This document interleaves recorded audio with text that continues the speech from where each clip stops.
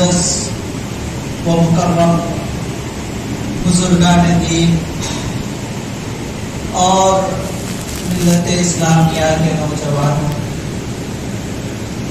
السلام علیکم ورحمۃ اللہ تعالی وبرکاتہ۔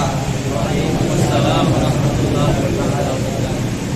اللہ رب العزت کا ہم پر بے انتہا فضل و کرم ہے کہ اس نے ہم تمام کو انسان بنایا، اس کے پیارے حبیب ہم سب کے آقا و مولا جناب احمد مجتبیٰ محمد رسول اللہ صلی اللہ علیہ وسلم کے امت میں پیدا کیا۔ معزز سامعین، آج کی اس پرنور پرکیف رات میں ہم تمام کو یہاں جمع ہونے کی توفیق دی۔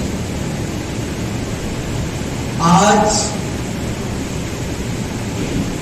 27ویں رات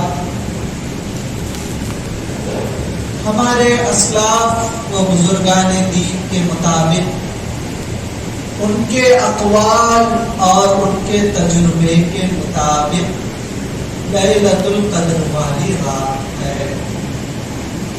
حالانکہ حضور صلی اللہ علیہ وسلم نے فرمایا آخری عشرے کے 5 طاق راتوں میں لیلۃ القدر کو ڈھونڈو، تو ہمارے اسلاف نے وہ آسانی بھی کر کے ہمارے دامنوں میں ڈال دیا، کہا کہ اللہ کی قسم کھا کر فرماتے تھے صحابہ کہ ہم نے لیلۃ القدر کو 27ویں رات میں پایا۔ تو آج ہم جو 27ویں رات کو لیلۃ القدر والی رات مانتے ہیں، تو یہ ہم صحابہ کے قول پر عمل کر رہے ہیں۔ تو صحابہ کے قول پر عمل کرنا بھی ہم پر لازم ہے، حالانکہ حضور صلی اللہ علیہ وسلم کے فرمان کے مطابق حضور صلی اللہ علیہ وسلم نے فرمایا اصحابی کالنجوم فبأیہم اقتدیتم اہتدیتم، میرے صحابہ ستاروں کی مانند ہے، جو کوئی بھی ان کی اتباع کرے گا وہ ہدایت پر ہے۔ تو آج ہم 27ویں رات کو شب قدر مان کر، لیلۃ القدر مان کر اس میں عبادت کر رہے ہیں، تو یہ صحابہ کے بتائے ہوئے قول پر عمل کر رہے ہیں، تو ہدایت کے راستے پر ہے۔ تو معزز سامعین، آج کی یہ رات آپ لوگوں کی ضائع نہیں ہوگی۔ حضور صلی اللہ علیہ وسلم کا فرمان ذی شان ہے کہ آپ صلی اللہ علیہ وسلم فرماتے ہیں کسی عالم کی صحبت میں چند لحظے گزارنا رات بھر نفل عبادت، نفل نماز پڑھنے سے افضل ہے۔ تو آپ یہ مت سوچئے کیا یہ لیلۃ القدر والی رات بھی بولتے ہیں مولوی صاحب، پھر بھی 2 گھنٹے 3 گھنٹے اپیج بیان کر وہ پورا ٹائم لے لیتی نا، میں نماز کب پڑھنا سو، نفل کب پڑھنا سو، تو اس لیے آپ لوگوں کے شک کا ازالہ کر دے رہا ہوں کہ حضور نے فرمایا جو کسی عالم کی صحبت میں رات کا چند لمحہ گزارا، وہ چند لمحے گزارنا رات بھر عبادت کرنے سے بھی افضل ہے۔ تو آپ پریشان مت ہوئیے، میرے بیان کے بعد قیام اللیل بھی ہے، تسبیح کی نماز بھی ہوگی، تہجد کی نماز بھی ہوگی انشاءاللہ۔ تو پہلے تو یہ بتا دیتا ہوں، جب تک میرا بیان جاری رہے گا آپ لوگوں کی زبانوں میں بھی درود شریف کے نغمے جاری رہنا چاہیے۔ حضور صلی اللہ علیہ وسلم نے فرمایا جو مجھ پر 1 مرتبہ درود پڑھتا ہے اللہ اس پر 10 رحمتوں کا نزول فرماتا ہے۔ تو ہر لمحہ رحمتوں کا نزول رہے گا. اور ایک روایت میں آتا ہے کہ حضور صلی اللہ علیہ وسلم فرماتے ہیں کل قیامت کا دن مجھ سے قریب وہ ہوگا جو مجھ پر کثرت سے درود پڑھنے والا ہوگا. اگر حضور کا قرب چاہتے ہو قیامت کے دن میں حضور صلی اللہ علیہ وسلم کے قریب رہوں گا. مجھے حضور کا قرب چاہیے تو کثرت سے درود پڑھتے رہیے، درود پڑھتے رہیے، حضور کا قرب بھی مل جائے گا. درود ایک ایسی عبادت ہے کبھی بھی اللہ اس کو نہیں چھوڑتا. درود ایک ایسی عبادت ہے قبول ہو کر ہی رہے گی. یہ ہو سکتا ہے کہ میرے روزے قبول ہو یا نہ ہو، میری نمازیں قبول ہو یا نہ ہو. رمضان کے مہینے میں تڑپ تڑپ کر پیاس کی حالت میں 2-2 4-4 قرآن ختم کیا سو قبول ہو یا نہ ہو، یہ ہو سکتا ہے. لیکن میں جو درود پڑھتا ہوں یہ قبول نہ ہو، یہ نہیں ہو سکتا. کیونکہ درود میں یہ ہمارا خاص عمل نہیں، ہم نے درود میں اللہ کو بھی ساتھ دے دیا. ہم کیا کہتے ہیں؟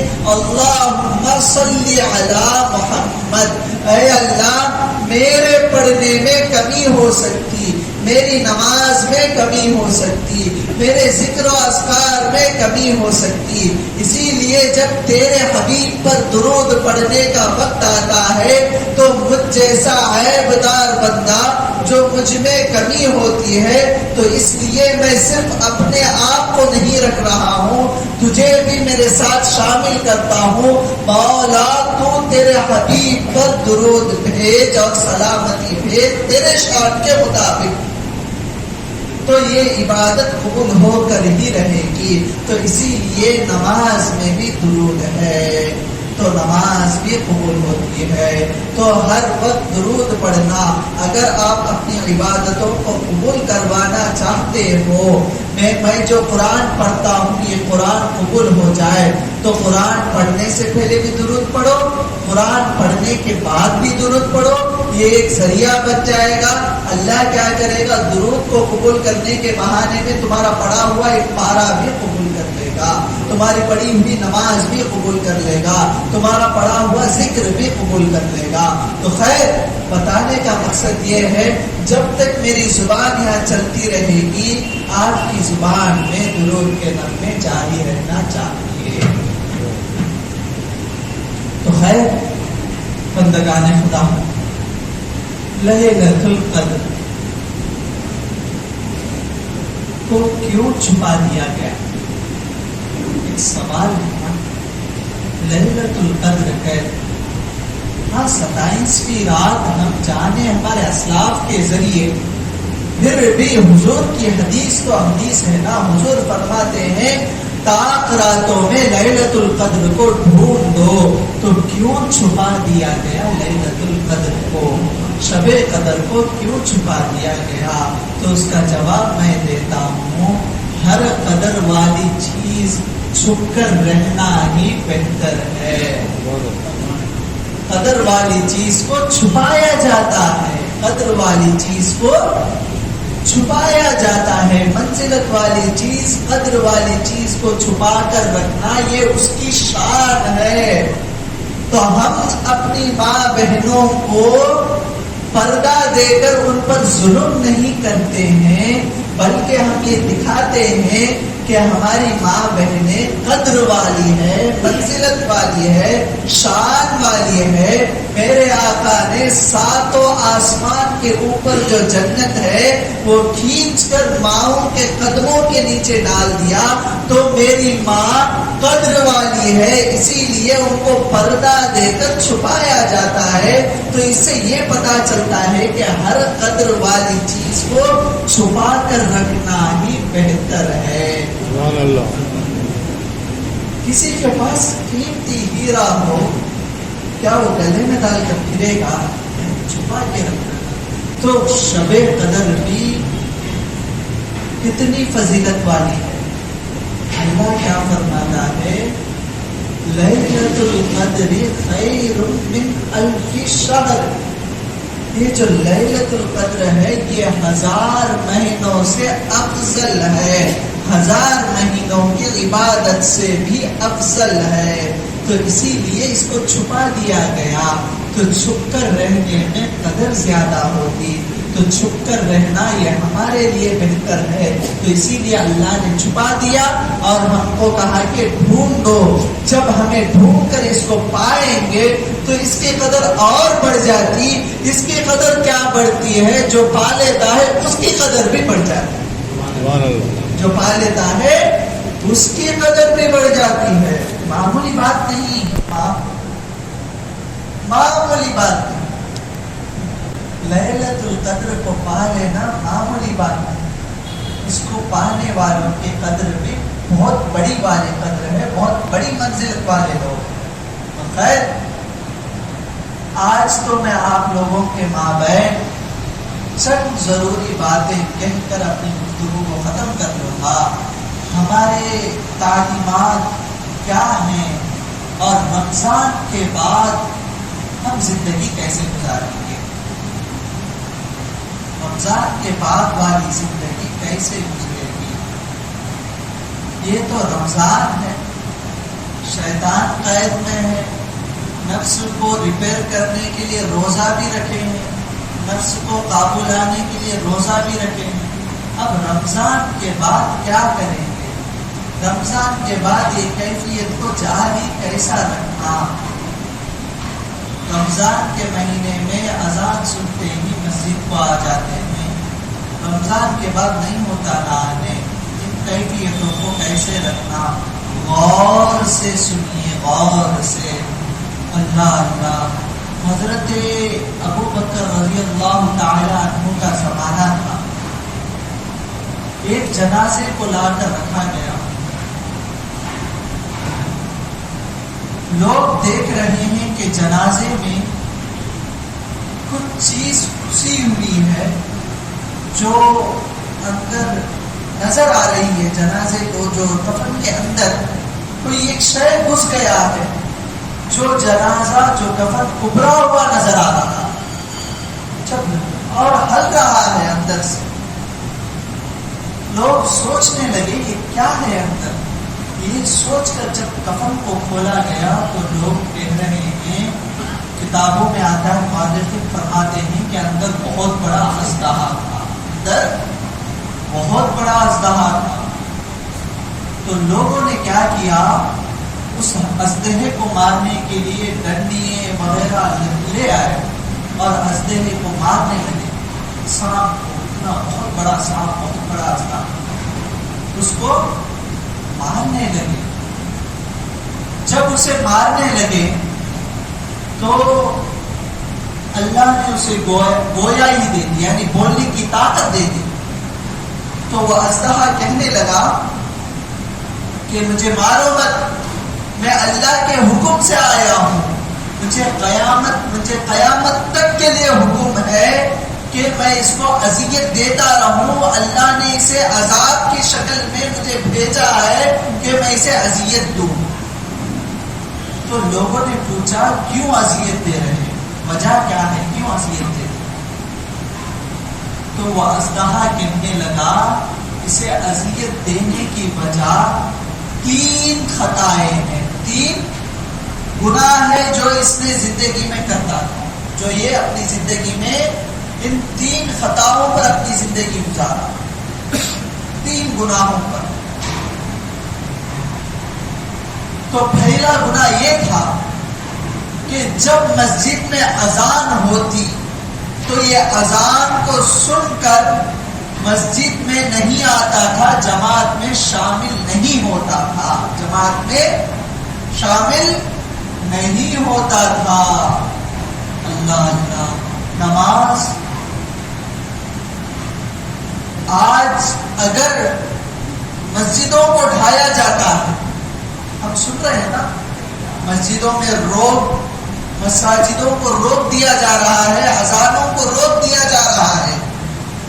آج ہم نیوز میں دیکھ رہے ہیں چند بستیوں میں، کرناٹکا میں، مہاراشٹر، مدھیہ پردیش میں، یو پی میں، چند بستیوں میں اذانوں پر پابندی آ گئی ہے. اس کی وجہ کیا ہے؟ اس کی وجہ کافروں کا ظلم نہیں.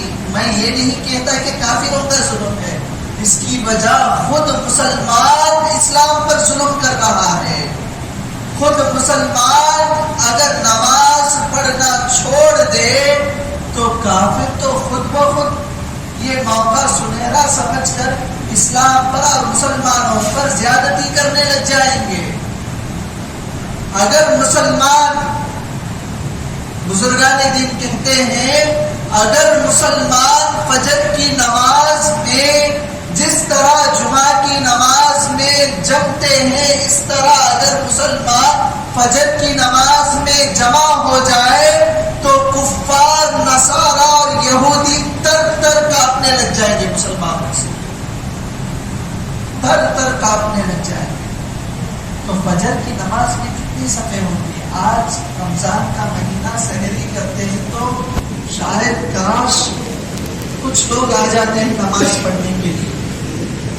رمضان ختم تو مسجد کی بہاریں بھی ختم، ہر چیز ختم. ہم پر لازم ہے کہ ہم اس کا رزق کھاتے ہیں تو اس کی عبادت کرنا ہے. تو خیر،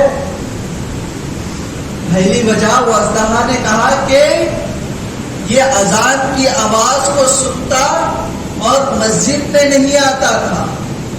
اور دوسری وجہ، جب پوچھا گیا تو وہ اژدہا کہنے لگا کہ یہ مالدار تھا، اپنے مال میں سے زکات نہیں نکالتا تھا، زکات نہیں نکالتا تھا. تو آج ہم اپنی زندگیوں کو ٹٹولیں گے، کیا ہم صحیح طریقے سے زکات نکال رہے ہیں یا نہیں؟ 1 سال کا عرصہ گزرنے کے بعد کیا ہم نے اپنے مال کا حساب لگایا، اپنے تجارت کے نفع کا حساب لگایا یا نہیں؟ اس پر غور کر کے ہم زکات دے رہے ہیں یا نہیں؟ ہمارے پی ایف جو فنڈ جمع ہوا ہے اس سے کتنے سال ہو گئے، اس کا حساب لگا لیے اور لگا کر اس پر زکات دے رہے ہیں یا نہیں؟ اس پر بھی دیکھنا، پی ایف پر بھی زکات ہے. تو خیر، زکات نہ دینے کی وجہ. اور تیسری وجہ جب پوچھی گئی تو اژدہا کہنے لگا، جب علماء بیان کرتے تھے، جب علماء دین کی بات کہتے تھے تو یہ نظر انداز کر کے نکل جاتا تھا. اللہ اللہ، آج ہماری زندگیوں کو دیکھیں گے. ہم ہر جمعہ کے دن سنتے ہیں کہ ہم پر 5 وقت کی نماز فرض ہے، نگاہوں کی پارسائی ضروری ہے، لازم ہے، فرض ہے، نگاہوں کو جھکا کے رکھنا فرض ہے، حلال کمانا ہم پر لازم ہے، حرام سے بچنا ہم پر لازم ہے، جھوٹ نہیں بولنا ہم پر لازم ہے، دھوکہ نہیں دینا ہم پر لازم ہے، امر بالمعروف پر اپنی زندگی گزارنا ہم پر لازم ہے، ہر منکرات، ہر گناہ، ہر خطا، ہر نافرمانی سے اپنے آپ کو روکنا ہم پر فرض ہے. ہر جمعہ میں سنتے ہیں، ہر جمعہ میں امام صاحب اپنی زبان کو کھول کر چیخ چیخ کر کہتے ہیں کہ قرآن پڑھو، قرآن سیکھو، قرآن پڑھنا ضروری ہے. ہر ایک نماز میں، ہر ایک جمعہ میں کہتے ہیں. ہم تو سنتے ہیں، ہم سنتے ہیں کہ غیر محرم سے بات کرنا یہ حرام ہے، ہم سنتے ہیں پھر بھی عمل نہیں کرتے. پردہ ہم پر لازم ہے، ہم سنتے ہیں پھر بھی عمل نہیں کرتے. اس طرح اگر ہم نظر انداز کریں گے، قبر کے اندر جانا تو بہت دور، تم یہاں مرو گے، تمہیں کفن پہنایا جائے گا، کفن کے اندر ہی عذاب شروع ہو جائے گا، عذاب شروع ہو جائے گا. اللہ ہم تمام کی مغفرت کرے. ہم تمام کو ہم جو نافرمانیاں کر رہے ہیں باری تعالیٰ اپنی رحمتوں سے اس کو معاف کرے. آئندہ گناہ کرنے سے ہماری حفاظت کرے, گناہوں سے ہمیں روکے. تو معزز سامعین, دو چیز کو تھامے رکھو. رمضان کے بعد دو چیز نہیں چھوڑو. حضور صلی اللہ علیہ وسلم فرماتے ہیں انی تارک فیکم الثقلین احدہما, اور ایک روایت میں اولھا کتاب اللہ. اس کے بعد حضور فرماتے ہیں وعترتی واہل بیتی. حضور صلی اللہ علیہ وسلم فرماتے ہیں ہم نے پوچھا یا رسول اللہ, آپ کو دیکھتے تھے, آپ کے ساتھ رہتے تھے, آپ کے صحابہ ہر لمحہ آپ کے ارد گرد رہتے تھے, آپ کے پاس بیٹھتے اٹھتے تھے, تو وہ ان کو سہارا تھا آپ کا چہرہ. آپ کے چہرے کو تکنا ہی ان کا ہر لہجہ ہر وقت یہی کام رہتا تھا. آپ ظاہری مثال کر کے دنیا کو ظاہری مثال سے آپ نے چھوڑ کر قبر انور میں تشریف فرما ہے, آرام فرما ہے. آپ کے بن بعد ہم گناہگار کیا کریں گے؟ تو حضور نے فرمایا ڈرو مت, تمہارے لیے بھی میں چھوڑ کے جاتا ہوں. یا رسول اللہ کیا چھوڑتے ہو؟ تو حضور فرماتے ہیں دو چیز چھوڑ کے جاتا ہوں, اسے مضبوطی سے تھام لو. یہ دو چیزیں ایسی ہے قیامت کے دن بھی جدا نہیں ہوں گی. جو اس کو تھام لے گا گمراہ نہیں ہوگا, جو اس کو پکڑ لے گا ہدایت میں ہی رہے گا. اے اللہ کے حبیب وہ دو چیزیں کیا ہے؟ تو حضور فرماتے ہیں ان میں سے پہلی چیز کتاب اللہ, اللہ کا کلام. یہ وہ رسی ہے جس کا ایک سرا اللہ کے پاس, دوسرا سرا تم لوگوں کے پاس. جو اسے تھام لے گا کبھی بھی گمراہ نہیں ہوگا. پھر حضور سے پوچھا گیا اے اللہ کے حبیب یہ کلام اللہ آپ نے بتا دیا, دوسری چیز کیا ہے جو آپ چھوڑ کے جا رہے ہیں؟ حضور فرماتے ہیں اے لوگوں سن لو جان لو, دوسری چیز میری آل ہے, میری اہل بیت ہے, میرا گھرانہ ہے, میرا گھرانہ ہے, میری آل ہے. پھر آگے فرماتے ہیں اے لوگوں خبردار ڈرو اللہ سے میرے آل کے معاملے میں, میری اولاد کے معاملے میں ڈرتے رہو, ڈرتے رہو, ڈرتے رہو. یہ دو چیزوں کو تھام کبھی بھی گمراہ نہیں ہوگی. ایک کلام اللہ, دوسرے اہل بیت. دو چیزوں کو تھامنا ضروری ہے. جو صرف کلام اللہ کو تھامے گا, اہل بیت کو چھوڑے گا, تو وہ کامیاب نہیں ہوگا. کیونکہ کلام اللہ کو جو مانتا ہے وہ اہل بیت سے محبت کرے گا, اہل بیت کے دامن کو نہیں چھوڑے گا. کلام اللہ کا کہنا بھی یہ ہے, اللہ فرماتا ہے قل لا اسألکم علیہ اجرا الا المودۃ فی القربى.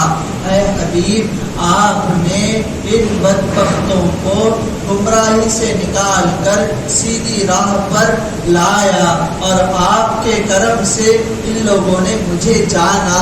آپ نے ان لوگوں کی خاطر طائف کا سفر جھیلا, کفاروں کی اذیتوں کو جھیلا. آپ کو تکلیفیں دی جاتی تھی, آپ صبر کرتے تھے. آپ نے ان لوگوں کی خاطر ہر لمحہ تکلیفوں کو جھیلا، لیکن آپ کچھ نہیں مانگتے، میں جانتا ہوں آپ کچھ بھی نہیں مانگیں گے۔ آپ نے ان لوگوں کو اندھیرے سے نکال کر اجالے پر لایا، گمراہی سے نکال کر ہدایت سے نوازا، ہدایت کے راہ پر لایا۔ اس کا اجر آپ کچھ نہیں مانگیں گے، میں جانتا ہوں، لیکن میں حکم دیتا ہوں آپ نہیں مانتے، میں جانتا ہوں۔ قل لا اسألکم، اے ابھی آپ کہہ دو کہ میں کچھ نہیں مانگتا۔ قل لا اسألکم علیہ اجرا، میں کچھ نہیں مانگتا، تمہارے سے کوئی اجر نہیں مانگتا۔ تم بتوں کی پوجا کرتے تھے، تم پتھر کی پوجا، کبھی کسی کیڑے کی پوجا، کبھی کسی جانور کی پوجا، کبھی کسی شجر کی پوجا کرتے تھے، اس کا اجر میں نہیں مانگتا ہوں۔ ان تمام باطلانے معبودات سے میں نے تمہیں نکالا اور واحد حقیقی معبود سے تمہیں ملایا، اس کا اجر نہیں مانگتا، میں نہیں مانگوں گا۔ لیکن اللہ حکم دے رہا ہے، اسی لیے میں کہہ رہا ہوں قل لا اسألکم علیہ اجرا، میں تم سے کوئی اجر نہیں مانگتا، تمہیں گمراہی سے نکال کر سیدھی راہ پر لایا، اس کا اجر نہیں مانگتا۔ الا المودۃ فی القربى، اللہ کہتا ہے اے حبیب آپ کہہ دو کہ آپ ان لوگوں سے کہہ دو کہ وہ آپ کی آل سے محبت کرے۔ جو قرآن کو صرف مانے، اہل بیت کو چھوڑے، وہ بھی گمراہ۔ جو اہل بیت کو صرف مانے، قرآن کو چھوڑے، وہ بھی گمراہ ہے۔ شاید چند ادھر بازو میں شیعہ لوگ جو قرآن کو نہیں مانتے، قرآن کو چھوڑتے ہیں، اہل بیت کو مانتے ہیں، یہ بھی گمراہ۔ جو قرآن کو ایسا مانتے، کہتے ہیں کہ ہم ہی قرآن ماننے والے، قرآن پڑھنے والے، ایسا کہہ کر جو اہل بیت کو چھوڑیں گے وہ بھی گمراہ۔ حضور صلی اللہ علیہ وسلم نے فرمایا اہل بیتی کسفینۃ نوح من رکبہا فقد نجا۔ حضور صلی اللہ علیہ وسلم نے فرمایا میری آل نوح علیہ السلام کی کشتی کی طرح ہے، جو اس میں چڑھا، جو اس پر سوار ہوا، وہ نجات پا گیا، نجات پا گیا۔ یہ دنیا کیا ہے؟ یہ دنیا بہت بڑا سمندر ہے۔ یہ سوچ لو کہ یہ دنیا بہت بڑا سمندر ہے۔ اس سمندر میں بہت ساری کیا ہے؟ طوفانیں ہیں، بہت سارے طوفانیں ہیں، بہت بڑی بڑی لہریں ہیں۔ کبھی بے حیائی کی لہریں آتی ہے، لے ڈوبتی ہے، کبھی حرام کاری کی لہریں آتی ہے، لے ڈوبتی ہے، کبھی زنا کاری کی لہریں آتی ہے، لے ڈوبتی ہے، کبھی جوئے کی لہریں آتی ہے، لے ڈوبتی ہے، کبھی جھوٹ کی لہریں آتی ہے، لے ڈوبتی ہے، کبھی سود کی لہریں آتی ہے، لے ڈوبتی ہے۔ طرح طرح کی بدکاریاں، طرح طرح کے گناہوں کی لہریں آتی ہے، لے ڈوبے گی۔ تو کیا کرو؟ ان لہروں سے بچنے کے لیے کیا کرنا چاہیے؟ کشتی میں سوار ہو جانا چاہیے۔ وہ بھی کشتی کیسی ہو؟ نوح علیہ السلام کی کشتی کی طرح ہو، جو تمہیں ہر لہر سے بچاتے ہوئے لے چلے۔ اچھا، اس کو اور آسان کر دیتا ہوں۔ پرانا زمانہ، پچھلا زمانہ، شاید آج بھی یہ روایت یعنی یہ سلسلہ جاری ہے، شاید گمان کرتا ہوں۔ پہلے کے زمانے میں جو کشتی جاتی تھی دریا میں، وہ راستوں کو ستاروں کو دیکھ کر طے کرتے۔ وہ راستوں کو کیسے طے کرتے تھے؟ ستاروں کو دیکھ کر راستہ طے کرتے۔ تو ہم کشتی میں بھی سوار ہیں۔ کشتی بھی وہ کس کی؟ اہل بیت والی کشتی۔ اب ہمیں ستارے کیا ملے؟ اصحاب رسول ہمارے ستارے ہیں۔ ہم کشتی میں بھی سوار ہیں، اصحاب رسول کو بھی دیکھتے ہیں اور اپنی کشتی میں بیٹھ کر ملاح کون ہے؟ اہل بیت ہے، اور اہل بیت میں بھی اصحاب ہیں، اور ہم اہل بیت کے علاوہ بھی جو اصحاب ہیں ان کو ہم ستارے مانتے ہیں، اور ستارے بھی وہ ستارے، ہماری منزل کیا ہے؟ ہماری منزل اہدنا الصراط المستقیم، سیدھا راستہ ہماری منزل ہے، وہ ستارے دکھاتے ہیں۔ حضور کہتے ہیں کہ میرے اصحاب ستاروں کی مانند ہے، جو ان کی اطاعت اور اتباع کرے گا وہ سیدھے راستے پر ہے۔ تو ہم کشتی میں سوار ہیں تو ہماری منزل سیدھا راستہ ہے، تو سیدھے راستہ دکھانے والے اصحاب ہیں، ہم ان اصحاب کو بھی نہیں چھوڑیں گے، ہم کشتی کو بھی نہیں چھوڑیں گے، دونوں کو تھام لیں گے جب تک ہم سیدھے راستے پر نہیں چلے جائیں گے، جب تک ہم جنت کو نہیں پالیں گے، تب تک ہم نہ تو اہل بیت کو چھوڑنے والے ہیں، نہ تو اصحاب رسول کو چھوڑنے والے ہیں، دونوں کو پکڑ کے رکھیں۔ نہ تو اہل بیت کے آڑ میں آ کر کسی صحابہ کو گالی دیں گے، نہ تو صحابہ کے دامن کو پکڑ کر کسی اہل بیت کو گالی دیں گے۔ خیر یہ دیگر عقائد کی باتیں ہیں، آئندہ کبھی سناؤں گا، نہیں تو وقت اسی میں نکل جائے گا۔ رمضان کے بعد کیا کریں گے؟ رمضان کے بعد کیا کریں گے؟ رمضان میں جو کرتے تھے وہی کریں گے، رمضان میں جو قرآن پڑھتے تھے اسے نہیں چھوڑیں گے۔ حضور نے فرمایا کہ رمضان وہ قرآن وہ لٹکتی رسی ہے جس کا ایک طرفہ اللہ کے پاس، دوسرا طرفہ تم لوگوں کے پاس۔ تو قرآن کو کبھی نہیں چھوڑنا، قرآن کو کبھی نہیں چھوڑنا، ہر لہجہ ہر لمحہ قرآن کی تلاوت، قرآن میری زندگی، قرآن میری بندگی۔ اللہ اللہ ہم اگر کسی بستی کو نکلنے کے لیے روانہ ہو جائے، کسی بستی کی روانگی ہو، کسی شہر کو جانا چاہ رہے ہو سیر و تفریح کے لیے 2-3 دن کے لیے، تو کیا کریں گے؟ اگر جانا 2 دن ہو تو پھر بھی ہم 4 دن کا سامان باندھتے ہیں۔ یہ ہمارا معاملہ ہوتا ہے، جانا 2 دن کا ہو تو بھی ہم 4 دن کا باندھتے ہیں۔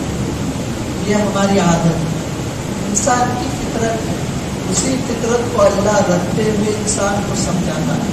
کیا کہتا ہے؟ یا ایھا الذین آمنوا اتقوا اللہ ولتنظر نفس ما قدمت لغد واتقوا اللہ ان اللہ خبیر بما تعملون۔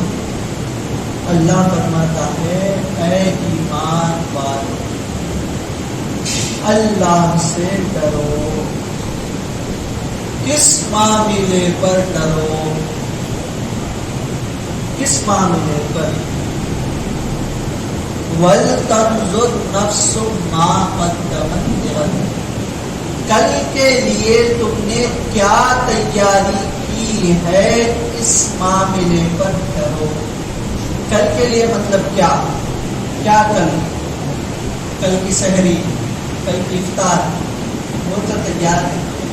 30 مہینے 300 دن کا سودا ہم رمضان سے پہلے خرید لیتے ہیں۔ رمضان سے پہلے کسی ہول سیل دکان کو جا کر کیا کرتے؟ 30 دن کے لیے روح افزا لے لیتے، جو ضرورت ہے، کھجور کے ڈبے، رقم کے کھانے، جو ضروری اشیاء ہے پورا لے لیتے۔ نہیں، وہ کل کے لیے، کل کی بریانی کی تیاری بھی ہوگی نہیں، ہر چیز کل کی تو کل کی، رمضان کی شیر خورمے کی تیاری بھی رہے گی نہیں، تو یہ کل کی تیاری۔ یہ وہ کل ہے، وہ کل کی منزل کب شروع ہوگی نہ تو میں جانتا ہوں نہ تو آپ جانتے ہیں۔ ہم میں سے کوئی بھی نہیں جانتا یہ وہ کل ہے۔ اللہ کہتا ہے اے ایمان والو ڈرو ڈرو اور صدا ہو جاؤ، ہر کام ہو، اس لیے کل کے لیے کیا تیاری کی ہے، کل کے لیے کیا تیاری کی ہے؟ مولا یہ کون سے کل کے بارے میں بات کر رہا ہے؟ تو اللہ کہتا ہے یہ وہ کل ہے جس کل میں کوئی بھی ساتھ نہیں دے گا، کوئی بھی ساتھ نہیں آئے گا۔ تم نے اپنی آخرت کے لیے کیا تیاری کی؟ اس معاملے پر ڈرو، اس معاملے پر ڈرو۔ تو رمضان ختم، رمضان کے روزے ختم، تو یہ چیز ذہن میں آ جاتا ہے۔ اگر آپ دنیا کی لذتوں سے بچنا چاہتے ہو، حدیث ہے، حدیث سنا رہا ہوں، حدیث، اگر دنیا کی لذتیں، یہ شہوات، یہ دنیا کی محبتیں، اللہ اللہ یہ کیسی محبتیں ہیں؟ حضور فرماتے ہیں الدنیا جیفت وطالبها کلاب، دنیا کیا ہے؟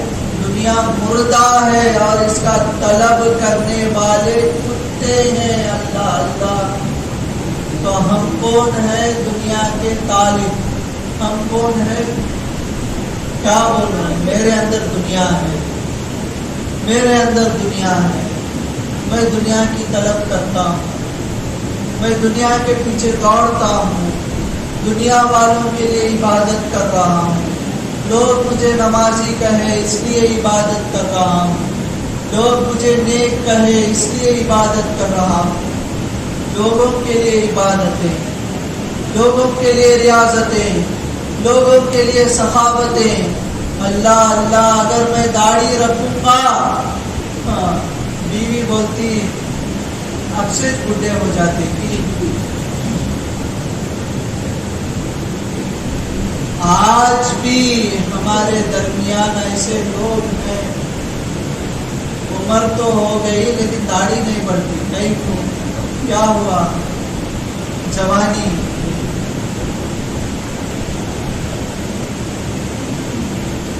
کیا ہوتا؟ داڑھی رکھے تو چہرے کی خوبصورتی نکل جاتی ہے۔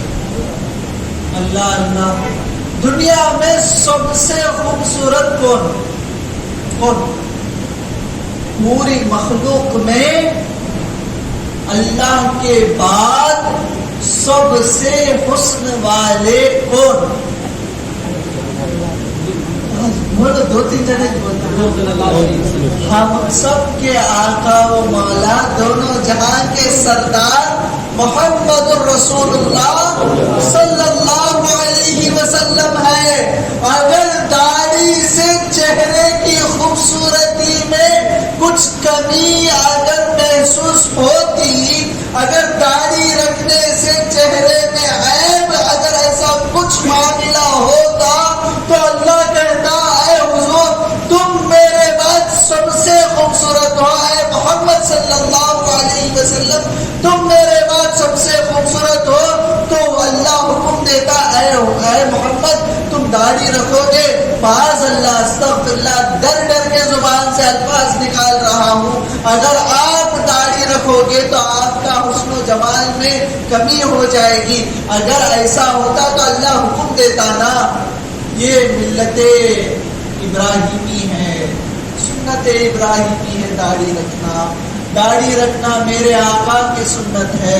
اگر داڑھی رکھنے سے تمہارے چہروں کی خوبصورتی ختم ہو جائے گی، سمجھ رہے ہو، تو جان لو دونوں جہان کے حسین و جمیل، جن کے حسن کا کمال یہ ہے کہ دیکھ کر عرب کے نوجوان صحابہ اپنی گردنیں اڑانے کے لیے تیار ہو جاتے تھے۔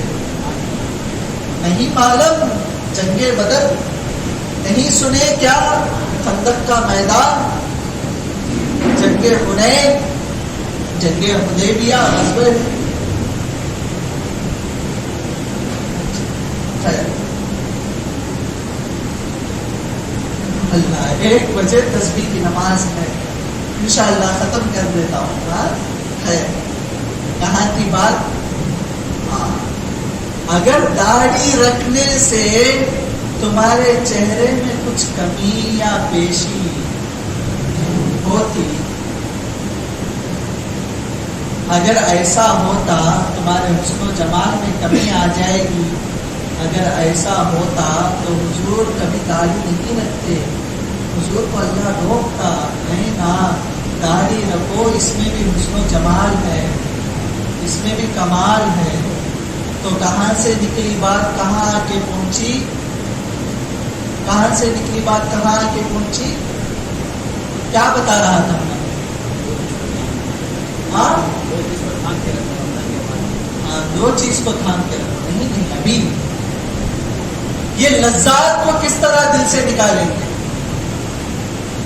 دنیا کی محبتوں کو کس طرح نکالو گے؟ تو حضور فرماتے ہیں یہ شہوتیں، یہ لذات دنیا اگر دل سے نکالنا چاہتے ہو تو موت کو یاد کرو. موت، ہر لحظہ موت، ہر لحظہ موت، دماغ میں ہر لمحہ موت. مجھے مرنا ہے، میں بد نگاہی کر رہا ہوں، مجھے مرنا ہے، میں جھوٹ بول رہا ہوں، مجھے مرنا ہے، میں دھوکہ دے رہا ہوں، مجھے مرنا ہے، میں غداری کرتا ہوں، مجھے مرنا ہے، میں لوگوں کو دکھانے کے لیے عبادتیں کرتا ہوں، مجھے مرنا ہے. نہیں، میری عبادت اللہ کے لیے. یہ رکھ لو ذہن میں. 2 چیز ہمیشہ رہنا، ایک مجھے مرنا ہے، دوسرا مجھے جواب دینا ہے. جواب دینا ہے اللہ سے. یہ خوف اگر یہ 2 چیز دل میں بس گئی تو رمضان آئے جائے اس سے کوئی فرق نہیں پڑے گا. تمہاری کیفیت ایک جیسے ہی رہے گی. رمضان میں جس طرح حلال کھانے پانی سے بھی اپنے آپ کو روکتے ہو روزے کی حالت میں، اسی طرح رمضان کے بعد بھی ہر برائی سے، ہر حرام کاموں سے اپنے آپ کو روکو گے. کیا رہنا؟ 2 چیز. کل، یہ کل کیا؟ کل کی طرف آ گیا پھر میں. یہ کل کیا؟ کل آخرت کے لیے میں نے کیا جمع کیا، اور آخرت کی پہلی منزل قبر ہے. قبر کے لیے میں نے کیا جمع کیا. ہم پریشان رہتے. ہمارے پاس جو ہے اس سے خوش ہو جاؤ، جو نئے ہیں اس کے لیے پریشان. ایک مثال دے دوں گا. تسبیح کی نماز آج 5-10 منٹ لیٹ ہوئی کبھی چلتا نہیں. ہاں وضو بھی کرنا ہے، باوضو ہوں گے انشاءاللہ. جلدی میں ختم کر دیتا ہوں. خیر کیا بتا رہا تھا؟ ہاں ایک چھوٹی سی مثال. ایک بادشاہ تھا،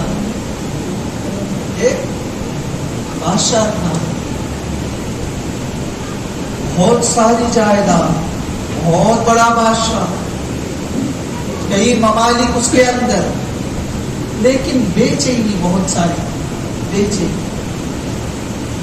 ایک مرتبہ اپنے وزیر کو بلا کر کہنے لگا، اے وزیر، میرے پاس اتنی دولت، اتنی جائیداد ہے،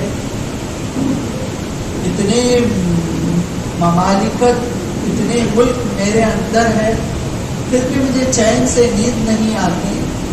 لیکن میرا خادم، میرا غلام، اس کے پاس کیا بھی نہیں، پھر بھی انہیں مزے سے ہے، چین سے سو جاتا. یہ کیا وجہ؟ یہ کیا وجہ؟ میں یہ جاننا چاہتا ہوں. تو وزیر نے کہا، اے بادشاہ سلامت، اگر آپ اجازت دو تو میں آپ کو یہ بھی بتا دوں گا. آپ کی اجازت سے میں اس خادم کو جس کو آپ دیکھ کر کہہ رہے ہو یہ بڑے سکون سے ہے نا، اس خادم کو میں 100 سونے کے سکے دینا چاہتا ہوں اگر آپ اجازت دیں۔ تو بادشاہ نے کہا ٹھیک ہے جاؤ، میری اجازت ہے۔ تو وزیر نے کیا کیا، 100 سکوں میں سے ایک سکہ نکال کر اپنے پاس رکھ لیا اور بادشاہ کو دیتے وقت کہا کہ اس میں 100 سکے ہیں۔ بادشاہ نے کیا کیا، اس تھیلی کو لے کر اس غلام کو بلایا جس نے زندگی میں اب تک ایک بار بھی سونے کا سکہ دیکھا ہی نہیں۔ اس کو بلا کر کہا کہ اے غلام ادھر آ، دے لے میرے طرف سے تجھے 100 سونے کے سکے۔ جب وہ لیا تو جھوٹنے لگا، ناچتا ناچتا گھر کو چلا گیا، گھر کو چلا گیا۔ گھر کو جا کر بیوی کو کہا کہ آج میری قسمت چمک گئی، زندگی میں سونے کے سکے نہیں دیکھا، بادشاہ بلا کر مجھے 100 سونے کے سکے دیا۔ بچے سب جمع ہو گئے، بیوی بھی بیٹھ گئی، بیوی بھی کہنے لگی آج میں بھی دیکھوں گی، دیکھیں گے، چلو نکالو۔ سونے کے سکوں کو تھیلی سے نکالا گیا، گننے لگے، کیا کیے، کاؤنٹنگ کیے، گننے لگے۔ جب گننے بیٹھے تو کتنے نکلے، 99، 90 پر 9۔ تو وزیر وہ غلام کہنے لگا بادشاہ تو مجھے 100 سکے ہیں بول کر دیا، بادشاہ تو مجھے 100 سکے ہیں بول کر دیا، لیکن اس میں تو 99 ہے۔ بیوی کوسنے لگی، اے بدبخت، تو سونے کی تھیلی لے کر ایسا جھوما ہوگا، کہیں پر ایک سکہ گر گیا ہوگا، جا نکل جا گھر کے باہر، جا کے ڈھونڈ کے لا۔ بچے اور بیوی گھر پورا کھٹال دیتے ہیں، گھر کو اوپر نیچے کر دیتے ہیں، پوری رات سونے کا سکہ ڈھونڈنے میں لگا دیتے ہیں۔ وہ غلام بھی گلی گلی پھر آتا ہے، اسے سونے کا سکہ نہیں ملتا۔ دوسرے دن بادشاہ کے محل میں آتا ہے وہ غلام، بادشاہ اس کی حالت کو دیکھتا ہے، بڑا ہی پریشان، بے چین، بے قرار ہے، بے چینی ہے۔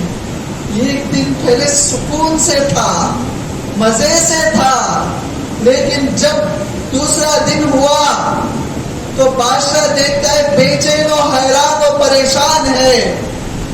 تو وزیر کو بلاتا ہے، وزیر سے کہتا ہے اے وزیر، کل تو یہ سکون سے تھا، آج سونے کے سکے لینے کے بعد بھی کیوں یہ پریشان ہے، حیران ہے، بے چین ہے؟ تو وزیر کہنے لگا آپ جاننا چاہتے ہو، میں بلاتا ہوں اسے۔ غلام کو بلایا گیا، پوچھا گیا کیوں بے چین ہے، کیوں پریشان ہے؟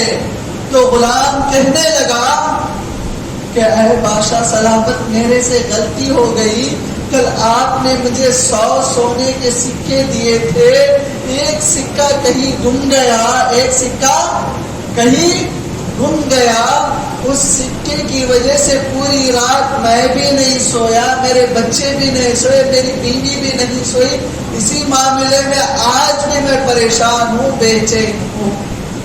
تو وزیر نے کیا کیا، اپنے جیب میں ہاتھ ڈالا، وہ ایک سکہ جو رکھا تھا نکال کر بادشاہ کو دیا، بادشاہ یہ وہی ایک سکہ ہے جو کل سے یہ ڈھونڈ رہا ہے، اسے دے دو۔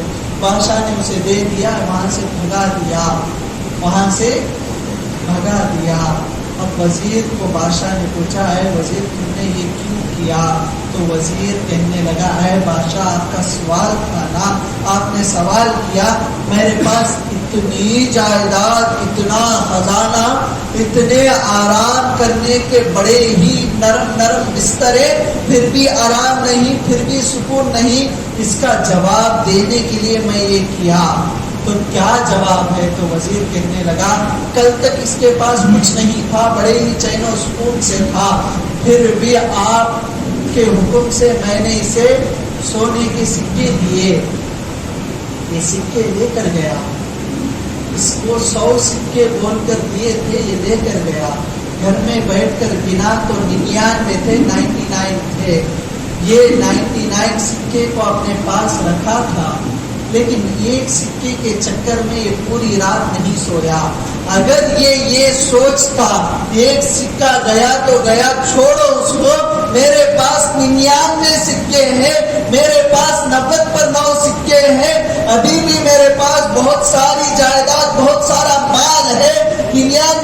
یہ ہے، یہ بس ہے میری زندگی کے لیے، اگر یہ سوچ کر یہ رکھ لیتا تو یہ سکون سے سوتا، وہی سکون اس کے اندر ہوتا جو پہلے تھا، پہلے جو مزے سے تھا وہی مزہ، وہی اطمینان اس کے اندر ہوتا۔ اگر یہ مان لیتا کہ یہ 90 تو ہے نا، یہ میرے لیے کافی ہے، یہ میرے لیے باقی ہے، یہ بس ہے میرے لیے، اگر مان لیتا تو یہ سکون سے رہتا۔ اے بادشاہ، تمہارے پاس اتنے ملک ہے لیکن تم سکون سے نہیں، کیوں سکون سے نہیں؟ تم اتنے ملک رکھتے پر بھی تم سوچ رہے ہو کہ اس کے بعد والے ملک کو میں کیسے قبضہ کر لوں۔ اگر تم یہ سوچ لیتے جو ملک، جو رعایا، جو میرے قبضے کے اندر زمینیں ہیں، اگر یہ میرے لیے کافی ہے، اگر تم یہ سوچ لیتے تم بھی اطمینان سے رہتے بلا تشبیہ و تمثیل۔ میں یہ سمجھانا چاہتا ہوں، آج تمہارے پاس جو ہے اس کو کافی سمجھ جاؤ، یہ بس ہے تمہاری زندگی کے لیے۔ دنیا کے پیچھے مت بھاگو، یہ دنیا تمہیں لے ڈوبے گی، یہ دنیا کے پیچھے بھاگو گے۔ آج تمہارے پاس جو جھوپڑی ہے، الحمدللہ یہ جھوپڑی نصیب ہوئی نا مجھے۔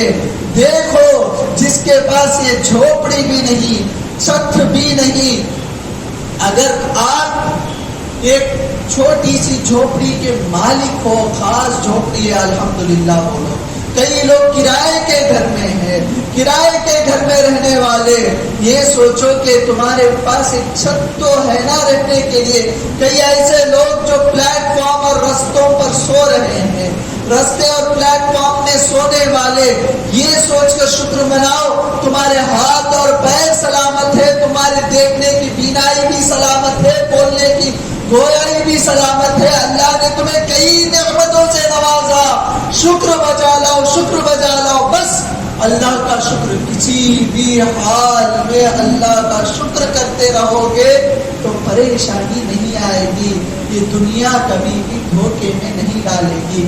جس حالت میں ہو اللہ کا شکر کرو، جس حالت میں ہو اللہ کا شکر کرو۔ رمضان کے بعد کیا کام کریں گے؟ موت کو یاد رکھیں گے، خدا کا خوف، دوسری طرف خدا کا شکر۔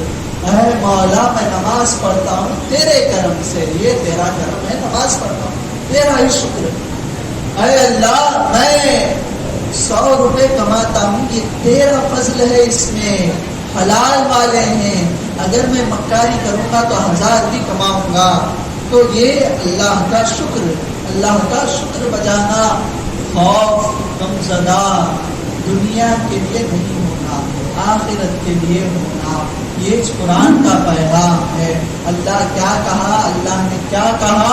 اے ایمان والو ڈرتے رہو، کل کے لیے تم نے کیا تیاری کی سوچتے رہو، روزانہ سونے سے پہلے آج میں نے کیا کیا کیا اس پر حساب کرو، جو گناہ ہوئے توبہ کرو، آئندہ نہیں کروں گا، یہ سوچ کر سو۔ اگر جو نیکی ہوئی اللہ کا شکر کرو، اے باری تعالیٰ تیرے دیے ہوئے طاقت سے میں نے یہ نیکی کی، اگر تو طاقت نہیں دیتا، اگر تو ہدایت نہیں دیتا تو میں یہ نیکی نہیں کر سکتا، یہ سوچو۔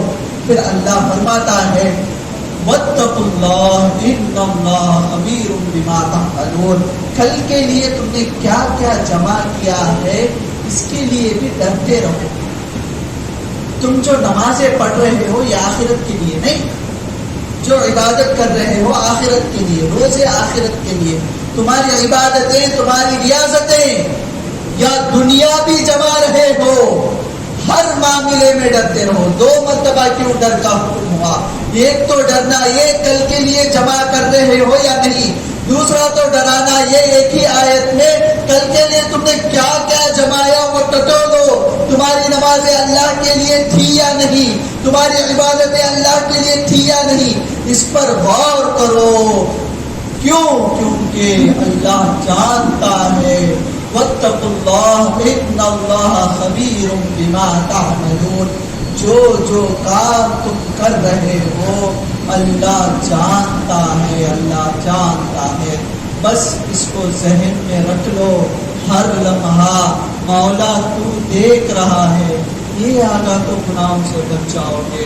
مولا تعالیٰ تیرا خوف میرے دل میں آ جائے، بس اس کو ذہن میں رکھو.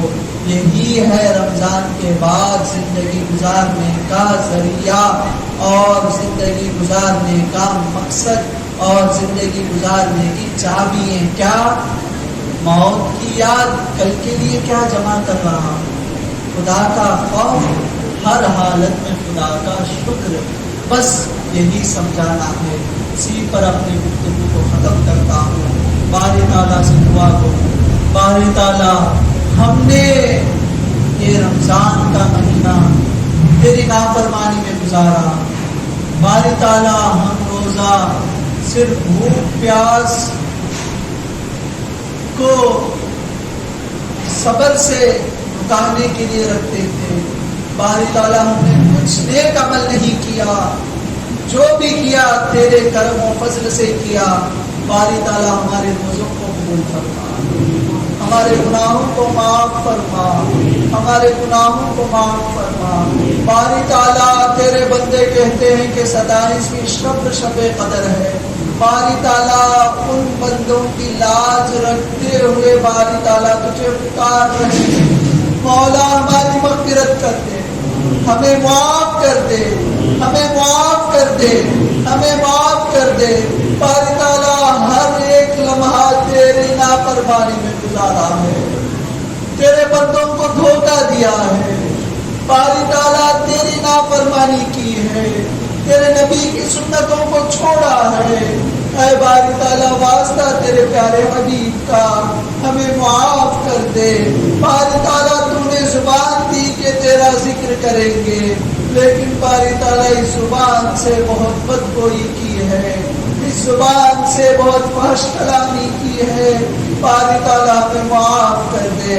ہماری زبانوں میں تیرا ورد کرنے کی توفیق عطا فرما، ہماری زبانوں کو ذاکرین کی زبانیں بنا دے.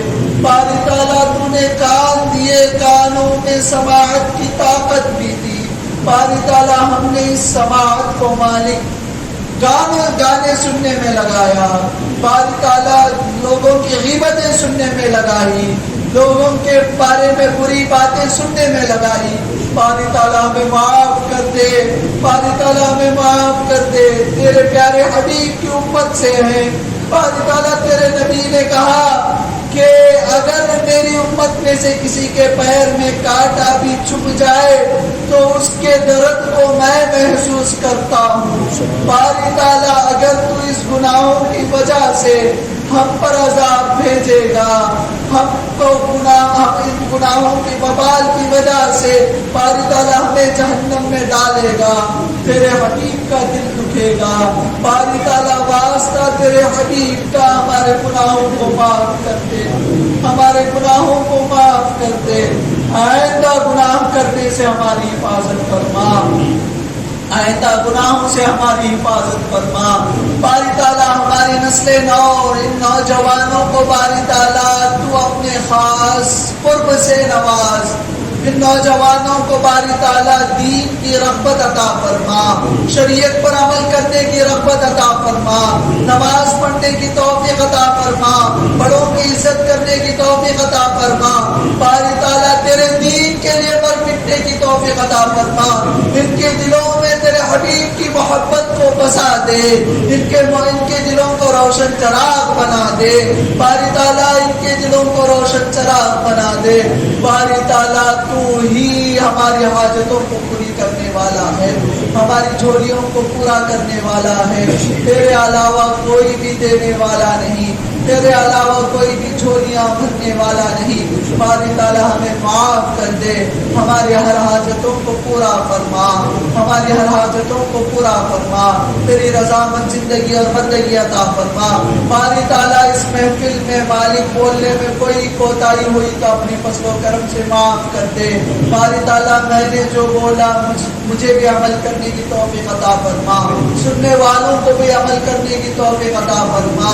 مالک اس محفل میں جو کوئی بھی آئے ہیں مالک مالک ان کو شاد و آباد کر دے، محفل سجانے والے کے گھروں کو بھی تو سجا دے، ان کی زندگیوں کو بھی سجا دے، ان کے لیے جنت میں محلیں سجا دے، مالک ہر ایک کو جنت الفردوس میں اعلیٰ سے اعلیٰ مقام عطا فرما، مالک اس دعا کو جو مالک اس دعا میں جو مانگا گیا ہے وہ بھی عطا فرما، جو مانگنے سے رہ گیا ہے وہ بھی عطا فرما، مالک اس دعا کو محض اپنے فضل و کرم سرکار دو عالم محمد مصطفیٰ عربی صلی اللہ علیہ وسلم کے صدقے میرے شیخ غوث الورا محی الدین عبد القادر جیلانی رضی اللہ تعالیٰ عنہ کے قبل سے قبول فرما۔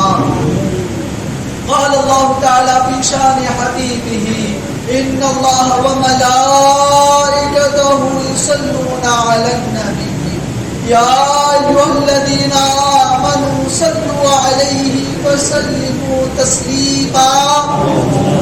اللهم صل على سيدنا ومولانا محمد وعلى آله وأزواجه وذرياته وأهل بيته وأصحابه وأتباعه وأوليائه أجمعين۔